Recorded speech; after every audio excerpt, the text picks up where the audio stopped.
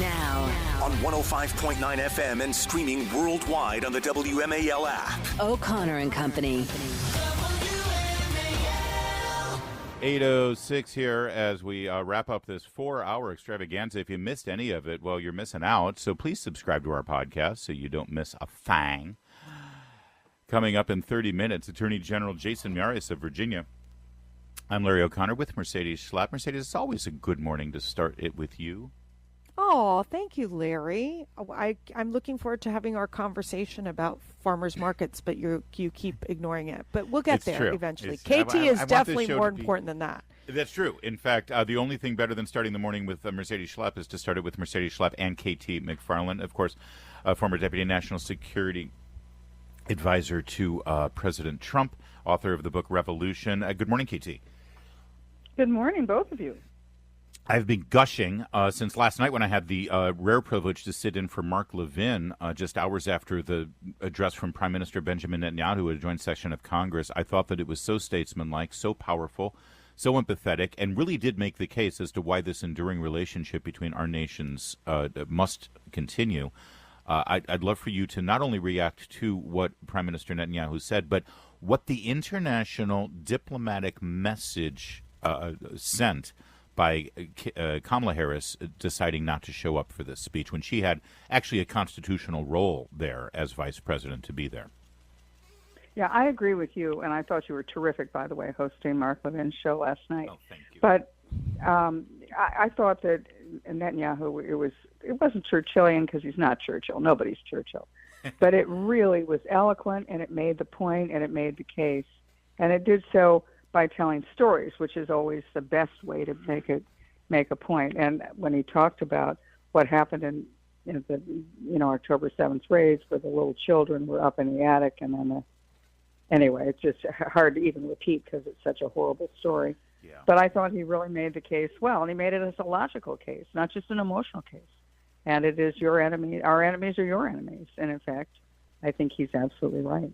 The stunning contrast, though, was what happened outside when the pro-Palestinian, pro-Hamas crazy demonstrators, or useful idiots, as Netanyahu called them, referring to Lenin's quote. I just, they don't know what they're talking about. And it was absolutely disgusting. They vandalized the area outside of the Union Station, raising the Palestinian flag and taking down the American flag. I mean, it really raises these questions of who's funding these pro-Hamas protesters. I know that that Netanyahu talked about these protesters in his speech, criticizing them. But, obviously it sounds like Iran's involved in all of this. And the mere fact that we're seeing college students here, even in America, and just Americans involved in these pro-Hamas protesters. I mean, what's gone wrong here? That's the really scary part, because who can figure it out and how do you change it? It's as if the college campuses have all been brainwashed to thinking somehow Jews are horrible, let's kill all the Jews, let's destroy Israel. And Hamas, which gives nothing to its own people, all it wants its own people for, as Netanyahu said, is human shields. They want their people to die because they want the PR shock value of it. That somehow college campuses have been just sort of seduced into this, I guess, flavor of the month craziness. The good news is, though, in New York, the major New York law firms, the major global law firms headquartered in New York, have all said, if you go to these protests, if you're burning the American flag, if you're protesting and you're chanting, from the river to the sea, don't bother to apply to us for a job. And they've actually hired experts who are going to comb through the social media to make sure that the people who are applying for their prestigious jobs aren't hired, not even considered to be hired. So that's the good news. There will be a penalty. KT McFarland is our guest. And KT, I'm struck by the fact that so many foreigners, people in other countries, don't really understand how our government works. Most of them live in a parliamentary system if they are a democracy, which is a little more simpler to comprehend as to who wins and who loses. They can't quite understand our electoral college. They don't understand a lot of things. And I'm sure they don't understand what just happened with Joe Biden now dropping out, not from the presidency, but from re-election, but after our primary process. Now we're going to have a convention. Kamala Harris installed. Do they look at this as sort of the shady dealing that it appears to be on the from those of us who have witnessed it transpire? Because we're supposed to stand on the international stage for democracy, fair play, the people get to choose their elected representatives, and we just, put that through the shredder. Blew past that. There's sort of two reactions that are happening globally. One is from our allies, and they're scratching their heads or they're holding their breaths because they're thinking, who's in charge? Who's the president? Or who's really running things? And who's the candidate? Who's going to be running things? Is it the permanent state? Because it increasingly looks like it's the permanent bureaucracy and maybe some Washington insiders who are running everything. So they're not sure what to do. Where's American global leadership? America can't even lead itself, much less the world. And then on the other hand, it's our adversaries who are looking at this and seeing a moment of extraordinary, once-in-a-lifetime opportunity to exploit and take advantage of the United States. So whether it's Moscow or Beijing or Tehran or Pyongyang, they're all looking at this and saying, nobody's in charge here. America is always vulnerable during a transition from one presidency to another. But this is a vulnerability on steroids. And so they're all considering, and I do believe they will start to be making their moves. I think Iran's already done it. Iran more or less announcing that it's going to have nuclear weapons in about 2 weeks' time. Tony Blinken confirming it. Iran unleashing its proxies against Israel. Iran interfering, with American domestic politics by funding a lot of these groups. So I think Iran's making its move, and the others are going to watch. Does Iran get away with it? Is there any consequence? Probably not, because the Biden administration is so distracted with its own internal problems, and the Democrats are Washington is so distracted with its own political and internal problems that will the others then make a move? I think it's likely that Iran makes the move first and then Russia second.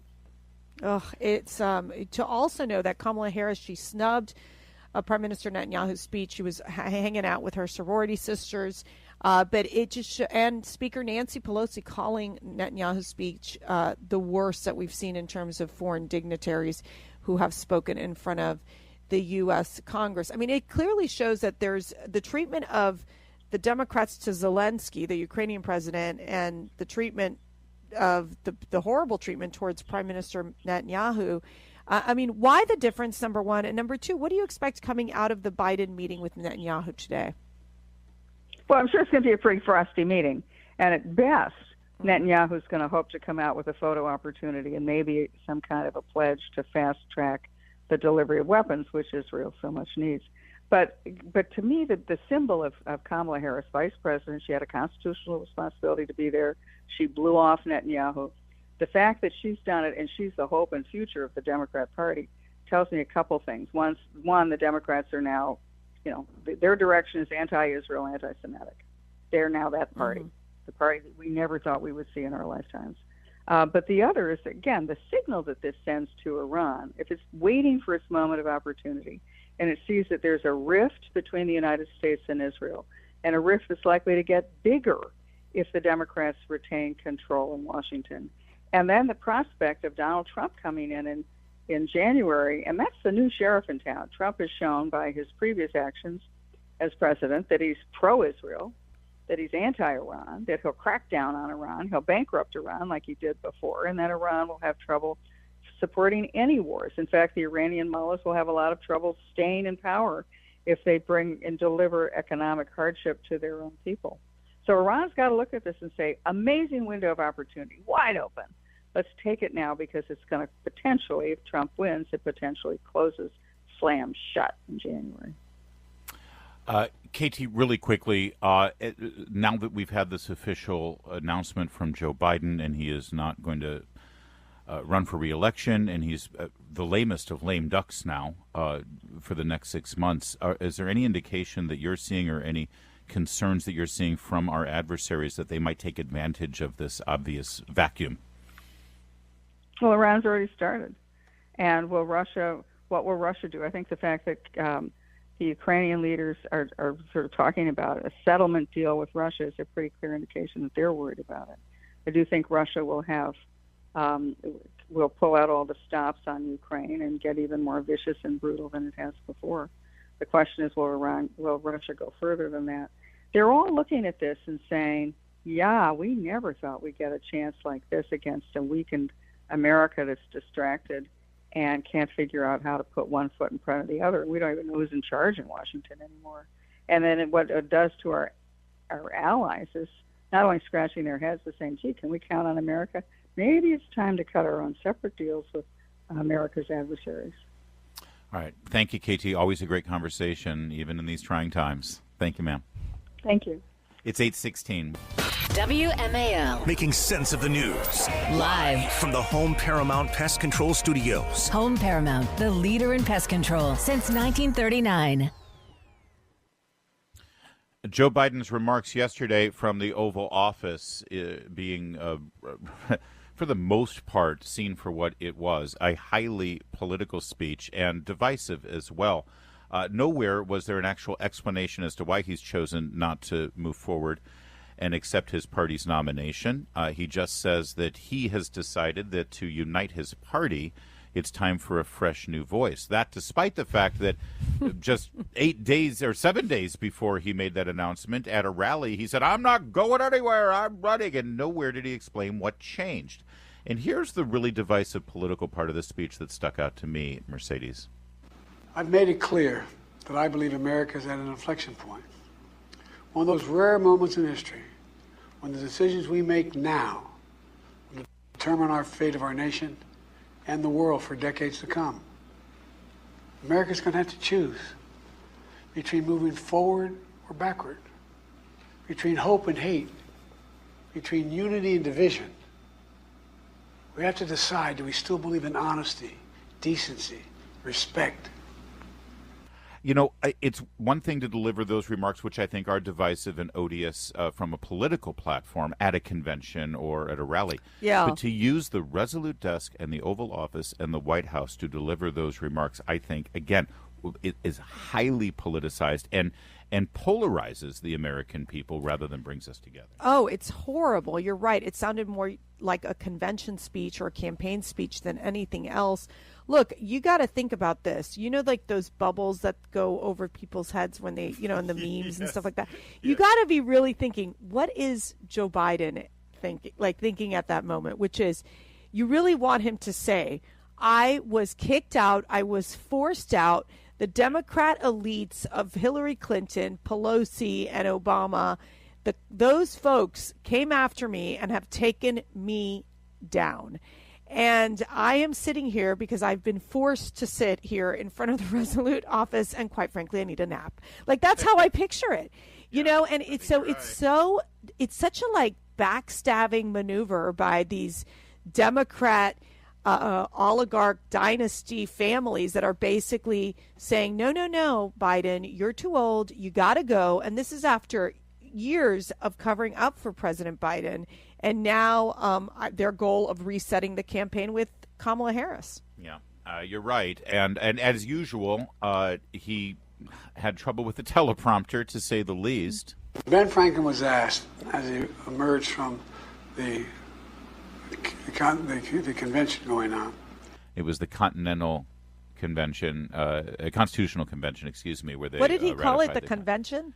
He couldn't. I don't know. That's that stutter cropping up again. He didn't make eye contact with the camera. All right, no, and he was so clearly reading from a teleprompter, which tells me, and again, there's no transparency in this White House. But usually with an Oval Office address, he looked more orange than Donald Trump. I was like, what is up with the tanning? It doesn't was work for the old man. It just bizarre. doesn't work. I'm sorry. But you know how usually we get that picture of the Oval Office that shows the camera and shows the whole thing? We don't see that, and here's why I believe it is. If you look at his events, he has this teleprompter when he does a live event that looks like a freaking widescreen jumbotron at a football stadium. It's so big. And if anybody's familiar with a teleprompter that is used for television, it's a television-sized screen that is placed on glass in front of a camera, so you can read the text of your speech and still maintain eye contact with the camera. Yeah. It's done with mirrors, right? Right. I think those are too small for the size of print. I that think he so needs. too. So they put this giant television right up above the lens. That's why he's reading and he's not actually making eye contact with the lens. No, I think you're absolutely right. And I think, look, part of it is because those television prompters are they're small. Yeah, And, you could tell he was struggling reading through it. It was the slur. uninspirational. Did you notice there was the slur in his speech? It's so bad. But you know what it is? This is all about, he checked the box. He gave the Oval Office address. We are shifting all of our resources over to Kamala. I'm still shocked he didn't resign from the presidency, because it would give Kamala a chance to be that incumbent, which then makes her into this historical figure. That's what's coming next. Yep, they're holding that card until they need it. They're holding that card out. until he slips They and falls. They still have to strike their stairs. deal with Hunter and Jilly. It's 8:23. Now on 105.9 FM and streaming worldwide on the WMAL app. O'Connor and Company. It is 8:36 on O'Connor and Company as we begin the wrap-up of our 4-hour extravaganza here. In 30 minutes, we're going to hand it off to Chris Plant, but there's plenty more to get to. It's Larry O'Connor with Mercedes Schlapp. What a busy, busy, busy day it is, Mercedes. Thanks for helping us through it. A little bit more of President Biden yesterday giving his address. And by the way, I just want to point this out. We haven't been told one way or the other whether this was live or not. But there are indications that this was taped. Again, take nothing for granted with this White House, because they have been and continue to deceive the American people. They have been lying about the president's health, his abilities. We know that. It's obvious. They're now lying about what led to this decision inexplicably and historically to step off the nomination process with his party so close to an election. So why wouldn't they lie about whether this was live or not? In fact, have they said it was live? I don't believe they have. I'd like for them to be challenged and asked about it. The last address President Biden gave, they said was taped. Why didn't they say that this time? He has diminished considerably in just the last 8 days since his last public appearance, with a noticeable slur in his speech. And there was an indication, if you zoom in on his watch that he is wearing during this speech, it looks as though the hands say it is in the 6 o'clock hour. There's also discernible light hitting the trees right outside the window of the Oval Office. Now, sunset in Washington yesterday was at 8:25. This speech was delivered just after 8 o'clock. You would not see that color sunlight hitting the trees, so it suggests that this was actually recorded a couple of hours earlier. And meanwhile, he was, in fact, having very difficult time reading his teleprompter and speaking, just generally pronouncing words. Take a listen. You know, we've come so far since my inauguration. On that day, I told you, as I stood in that winter, we stood in a winter of peril and a winter of possibilities. Peril and possibilities. We were in the grip of the worst pandemic in the century. The worst economic crisis since the Great Depression. Yeah, meandering and wandering off of the script because he's unable to pronounce or read the script. Then he attempts to quote Benjamin Franklin. Ben Franklin was asked, as he emerged from the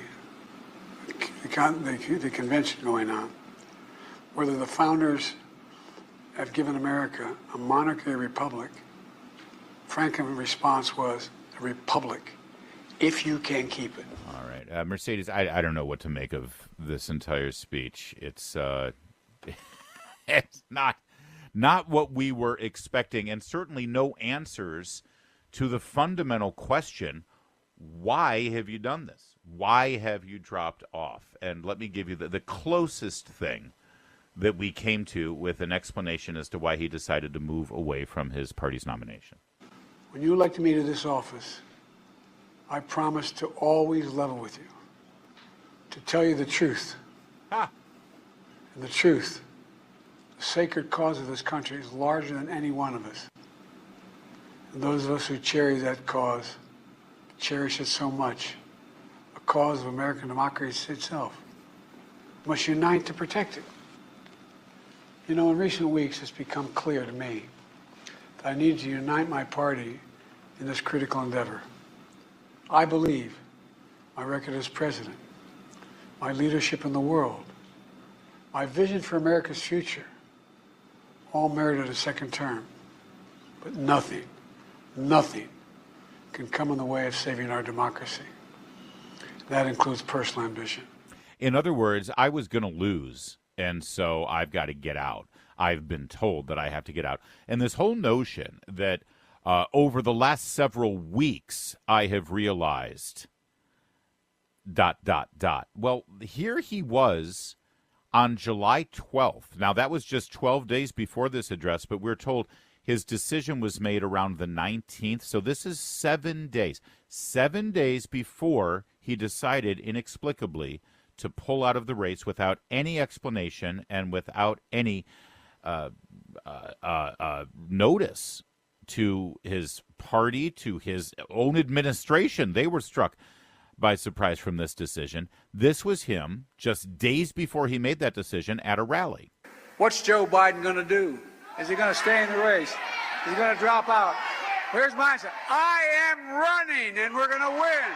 Okay, so two things notable here. First of all, he's pretty emphatically screaming at us that he's not going anywhere and he's going to stay in, right? And so why then, less than a week later, did he decide the complete opposite? Was he lying there? Quite possibly.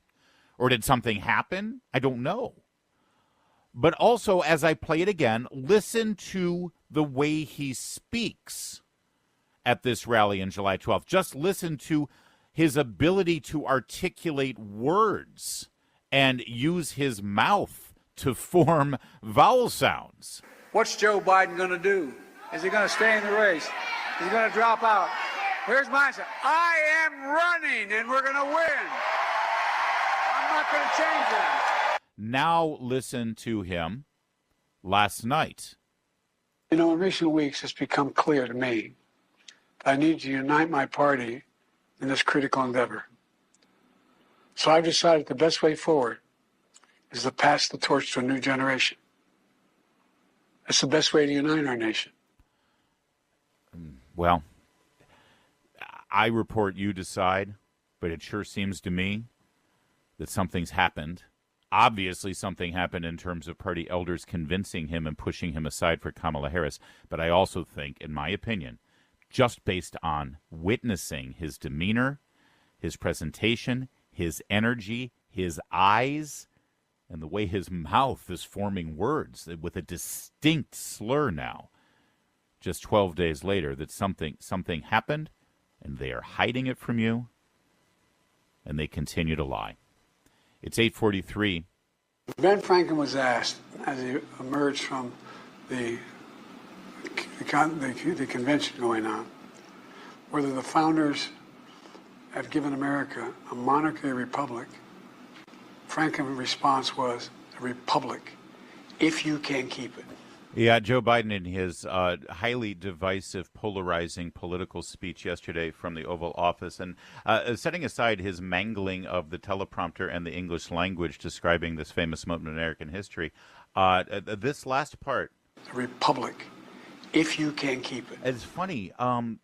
Remember just last month when CNN did a big expose of those MAGA fascist Trump supporters refusing to call America a democracy, continuing to call it, what was it again? Obviously, there's a lot of criticisms of Trump that he is bad for democracy, that he's bad for American democracy. Okay, we are a republic. We're a republic. We are not a democracy. We're a representative republic. We're not a democracy. One thing we've been hearing at Trump rallies like this over the past few months is that America isn't really a democracy. America's not a democracy, it's a republic. It's not a democracy. Okay, democracy is actually not as good as you think it is. Yeah, that was a whole segment they did, and they got roundly ridiculed by any conservative or, frankly, a patriotic American who understands our history and the foundational construct of our government. We are a republic. That's just undeniably true. We utilize democracy to choose our representatives, whether at the local level or even the presidency. We do not directly elect through a democratic process the president. We elect representatives to the Electoral College who then vote on our behalf for the president. That's what a republic is, not a democracy. Democracy is a tool we use for choosing our representatives in the Republic. And that's what Ben Franklin said. So here's Joe Biden reading barely his speech, celebrating what Ben Franklin said. Ben Franklin was asked, as he emerged from the convention going on, whether the founders had given America a monarchy or republic. Franklin's response was, a republic, if you can keep it. Wait, why didn't Ben Franklin say a democracy if you can keep it, Joe? I've been lectured by the left about how it's insurrection-y and un-American to call this country a republic, not a democracy. And there's Joe. I mean, I just need a scorecard. Listen. I don't want to be a fascist. I don't want to be a terrorist. I don't want to be an insurrectionist. I'll follow your rules, guys, but you just keep changing them all the time. See, give me the rule book. Give me the scorecard. Let me know what I'm supposed to do. Last thing I want to do is be on your bad side. So is it okay to call the country a republic again? I don't get it. I don't get it. The worst attack on our democracy since the Civil War. We came together as Americans. We got through it. That's right. I forgot about that little tidbit. January 6th was an attack on our democracy, not our republic. And it was the worst attack since the Civil War. So 9/11, Pearl Harbor, just little speed bumps. Nothing like January 6th. God help us. God save our republic. It's 8:53. All right, coming up tomorrow, we'll have Patrice Onwuka and the latest to close out this extraordinary week in American politics. Up next, it's the Chris Plant Show. Thanks for listening. WMAL-FM, Woodbridge, Washington.